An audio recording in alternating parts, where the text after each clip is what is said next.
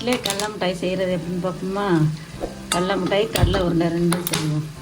அதுக்கு கடலையை ஒரு இரும்பு வானலியில் போட்டுரும், போட்டு வறுக்கணும்.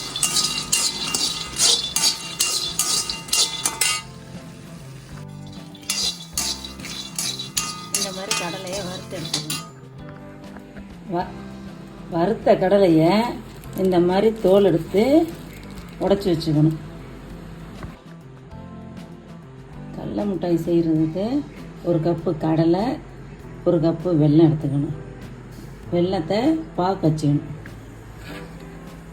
அடுப்பை பற்ற வச்சுட்டு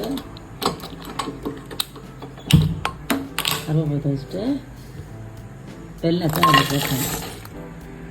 ஒன்று அதுக்கு தண்ணி சும்மா அப்படி தெளிச்சா போதும், ஊற்றக்கூடாது, ரொம்ப ஊற்றக்கூடாது. இப்படி தெளிச்சா போதும். தெளித்து இப்படி கிண்டிகிட்டே இருந்தால் உருகி வந்துடும். பாகு ஒரு 2 நிமிஷத்தில் அப்படியே உருகி வந்துடும்.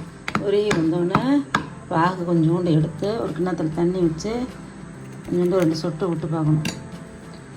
2 சொட்டு விட்டு கையில் எடுத்தோம்னா உருண்டையாக வரும். இதை என்ன பண்ணணும், ஒரு தட்டில் போடணும். தட்டில் போடணும். இந்த சத்தம் வரும். சத்தம் வந்துச்சுன்னா பாகு ரெடி ஆயிடுச்சுன்னு அர்த்தம். அதெல்லாம் கடலை மிட்டாய் போட்டு கடலையை கொட்டிடணும்.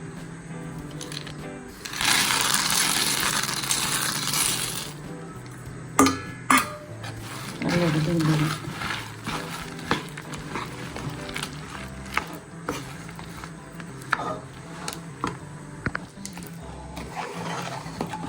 இந்த மாதிரி உருண்டு திரண்டு வந்துடும். திரண்டு வந்தோடனே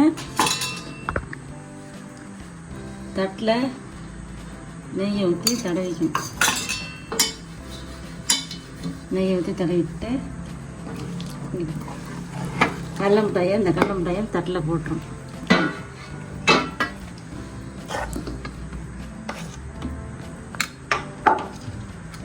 போட்டு சமமாக தட்டிடணும்.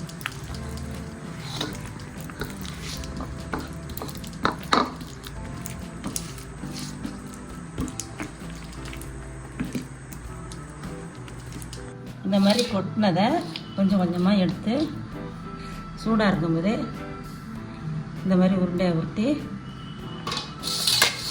இந்த தட்டில் வச்சிடணும்.